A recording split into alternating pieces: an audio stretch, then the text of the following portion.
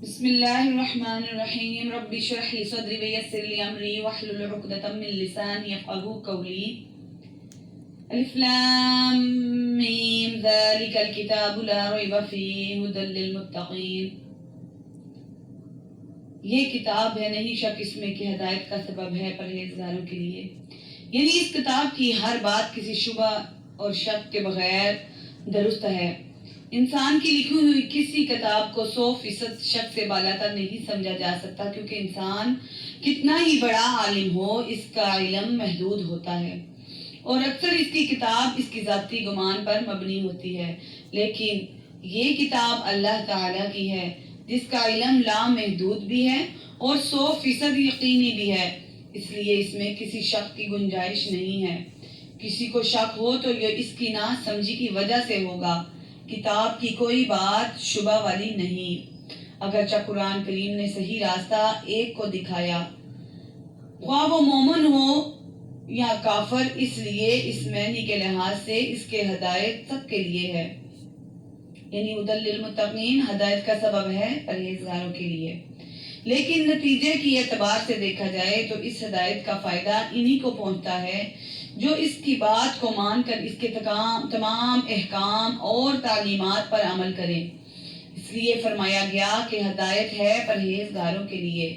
جو بے دیکھی چیزوں پر ایمان لاتے ہیں۔ پرہیزگاری اور ڈر رکھنے کا مطلب یہ ہے کہ انسان یہ بات ہمیشہ پیش نظر رکھے کہ اسے ایک دن اللہ کے حضور اپنے تمام اعمال کا جواب دینا ہے،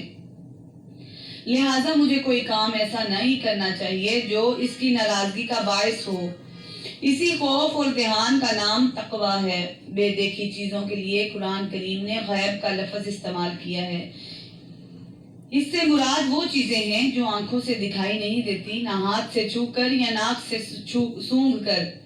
انہیں محسوس کیا جا سکتا ہے، بلکہ وہ صرف اور صرف اللہ تعالیٰ کی وحی کے ذریعے معلوم ہوتی ہیں، یعنی یا تو قرآن کریم میں ان کا ذکر ہے یا حضرت صلی اللہ علیہ وآلہ وسلم نے وحی کے ذریعے وہ باتیں معلوم کر کے ہمیں بتائی ہیں۔ مثلا اللہ تعالیٰ کی صفات، جنت و دوزخ کے حالات، فرشتے وغیرہ۔ یہ آیت میں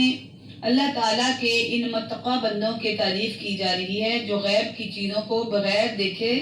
صرف اللہ تعالیٰ اور اس کے رسول صلی اللہ علیہ وآلہ وسلم کے ارشادات پر یقین کر کے دل سے مانتے ہیں، جو انہوں نے آنکھوں سے نہیں دیکھا۔ یہ دنیا چونکہ امتحان کی جگہ ہے، اس لیے اگر یہ چیزیں آنکھوں سے نظر آ جاتی اور پھر کوئی شخص ان پر ایمان لاتا تو کوئی امتحان نہ ہوتا۔ اللہ تعالیٰ نے ان چیزوں کو انسان کی نگاہ سے پوشیدہ رکھا ہے، لیکن اس کے وجود کے بے شمار دلائل مہیا فرما دیے ہیں کہ جب کوئی شخص ذرا انصاف سے غور کرے گا تو ان باتوں پر ایمان لے آئے گا اور امتحان میں کامیاب ہوگا انشاءاللہ۔ قرآن کریم نے بھی وہ دلائل بیان فرمائے ہیں جو انشاءاللہ آگے آتے رہیں گے قرآن پاک میں۔ ضرورت صرف اس بات کی ہے کہ قرآن کریم کو حق طلبی کے جذبے سے غیر جانبدار ہو کر پڑھا جائے اور یہ خیال میں دل میں رکھا جائے کہ یہ معاملہ ایسا نہیں ہے کہ اس میں لاپرواہی برتی جائے، یعنی ہم کبھی کہتے ہیں پڑھ لیں گے، کل پڑھوں گی، پرسوں پڑھوں گی، نہیں، اس میں لاپرواہی نہیں برتنی۔ یہ انسان کی ہمیشہ کی زندگی کی بہتری اور تباہی کا معاملہ ہے، لہٰذا یہ ڈر دل میں ہونا چاہیے کہ کہیں میری نفسانی خواہشات قرآن کریم کے دلائل ٹھیک سمجھنے میں رکاوٹ نہ بن جائیں۔ اس لیے مجھے اس کی دی ہوئی ہدایت کو تلاش حق کے جذبے سے پڑھنا چاہیے اور پہلے سے دل میں جمے ہوئے خیالات سے ذہن کو خالی کر کے پڑھنا چاہیے تاکہ مجھے واقعی ہدایت نصیب ہو۔ یہ ہدایت ہے ڈرنے والوں کے لیے، اس کا ایک یہ بھی مطلب ہے بے شک۔ سبحان اللہ، آگے فرماتے ہیں اللہ پاک، الذین یؤمنون، اور وہ لوگ جو ایمان لائے، بالغیب، غیب کے ساتھ، ویقیمون الصلاۃ، اور قائم کی نماز، ومما رزقناہم ينفقون، اور اس چیز سے جو ہم نے رزق دیا وہ خرچ کرتے ہیں۔ جو لوگ قرآن کریم کی ہدایت سے فائدہ اٹھاتے ہیں، یہاں ان کی صفات بیان فرمائی گئی ہیں۔ ان میں سے سب سے پہلی صفت تو یہ ہے کہ وہ غیب یا اندیکھی چیزوں پر ایمان لاتے ہیں، جس کی تفصیل پیچھے گزر چکی ہے۔ ان میں تمام ایمانیات داخل ہو گئے، جس کا خلاصہ یہ ہے کہ جو کچھ اللہ تعالیٰ نے قرآن کریم میں بیان فرمایا یا جو کچھ حضور نبی کریم صلی اللہ علیہ وآلہ وسلم نے ارشاد فرمایا، اس سب پر ایمان لاتے ہیں۔ دوسری چیز نماز قائم کرنا بیان کی گئی ہے، جو بدنی عبادتوں میں سب سے اہم ہے۔ اور تیسری چیز اپنے مال میں سے اللہ تعالیٰ کے راستے میں خرچ کرنا، جس میں زکوٰۃ صدقات آ جاتے ہیں، جو مالی عبادت ہے۔ اللہ تبارک و تعالیٰ ہمیں مالی اور جسمانی عبادتوں کو پورا کرنے کی توفیق عطا فرمائے۔ اللہ تبارک و تعالیٰ ہمیں قرآن پاک پڑھنے کی توفیق عطا فرمائے۔ پھر اللہ پاک فرماتے ہیں قرآن میں والذین یؤمنون، اور وہ لوگ جو ایمان لائے بما، اس چیز کے ساتھ، انزلہ جو نازل کیا گیا الیک ان کی طرف، وما انزلہ اور جو نازل کیا گیا ان سے پہلے، وبالآخر من قبلک وبالآخرۃ هم یوقنون، اور جو اس وحی پر ایمان لاتے ہیں اور جو آپ پر اتاری گئی اس پر، اور جو آپ سے پہلے اتاری گئی، اور آخرت پر وہ مکمل یقین رکھتے ہیں، یعنی اس بات پر ایمان رکھتے ہیں کہ جو وحی حضور اکرم صلی اللہ علیہ وآلہ وسلم پر اتاری گئی وہ بھی بالکل سچی ہے، اور جو آپ سے پہلی انبیاء اکرام علیہ السلام، مثلا حضرت موسیٰ علیہ السلام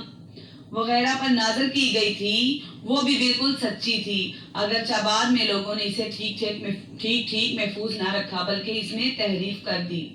اس آیت میں اس طرف بھی اشارہ کر دیا گیا کہ وحی کا سلسلہ حضور نبی کریم صلی اللہ علیہ وآلہ وسلم پر ختم ہو گیا۔ آپ صلی اللہ علیہ وآلہ وسلم کے بعد کوئی ایسا شخص پیدا نہیں ہوگا جس پر وحی آئے یا اسے پیغمبر بنایا جائے، کیونکہ یہاں اللہ تعالیٰ نے صرف حضرت صلی اللہ علیہ وآلہ وسلم پر نازل ہونے والی وحی اور آپ سے پہلے کے انبیاء کرام، انبیاء علیہ السلام پر نازل ہونے والی وحی کا ذکر فرمایا ہے، آپ کے بعد کی کسی وحی کا ذکر نہیں فرمایا۔ اگر آپ کے بعد بھی کوئی نیا پیغمبر آنے والا ہوتا یا اس کی وحی پر ایمان لانا ضروری ہوتا تو اس کو بھی یہاں بیان فرمایا جاتا، جیسا کہ پچھلے پیغمبروں سے یہ عہد لیا گیا تھا کہ آپ کے بعد، آپ حضرات کے بعد حضور نبی کریم صلی اللہ علیہ وآلہ وسلم تشریف لانے والے ہیں، آپ کو ان پر بھی ایمان لانا اور رکھنا ہوگا۔ دیکھیے قرآن کریم سورۃ آل عمران آیت نمبر 81، آخرت سے مراد زندگی ہے جو مرنے کے بعد حاصل ہوگی اور جو ہمیشہ کے لیے ہوگی، اور اس میں ہر بندے کی دنیا میں کیے ہوئے اعمال کا حساب دینا ہوگا، اور اسی کی بنیاد پر یہ فیصلہ ہوگا کہ وہ جنت میں جائے گا یا جہنم میں۔ اگرچہ یہ آخرت بھی غیب یعنی اندیکھی چیزوں میں شامل ہے جس پر ایمان لانے کا ذکر سب سے پہلے کیا گیا تھا، لیکن آخر میں اسے علیحدہ کر کے خصوصی اہمیت کے ساتھ ذکر کیا گیا ہے۔ شاید اس کی وجہ یہ ہے کہ آخرت کا عقیدہ ہی در حقیقت انسان کی سوچ اور اس کی عملی زندگی کو صحیح راستے پر رکھتا ہے۔ جو انسان یہ یقین رکھتا ہو کہ ایک دن مجھے اللہ کے سامنے پیش ہو کر اپنے ہر عمل کا جواب دینا ہے، وہ کسی گناہ یا جرم کے ارتکاب پر کبھی ڈٹائی کے ساتھ آمادہ نہیں ہوگا۔ سبحان اللہ۔ بے شک اگر اللہ تبارک تعالیٰ ہمیں چاہے تو ہدایت دے اور چاہے تو نہ دے، پھر اللہ فرماتے ہیں اولئک علی ھدی من ربہم واولئک ھم المفلحون، یہی لوگ ہدایت والے ہیں اور یہی فلاح پانے والے ہیں۔ سبحان اللہ۔ بے شک اللہ تبارک تعالیٰ ہمیں فلاح میں والوں میں سے بنائے، اللہ تبارک تعالیٰ ہم سب کی بخشش فرمائے، آمین۔ آپ سب کی دعا گو آپ کی بہن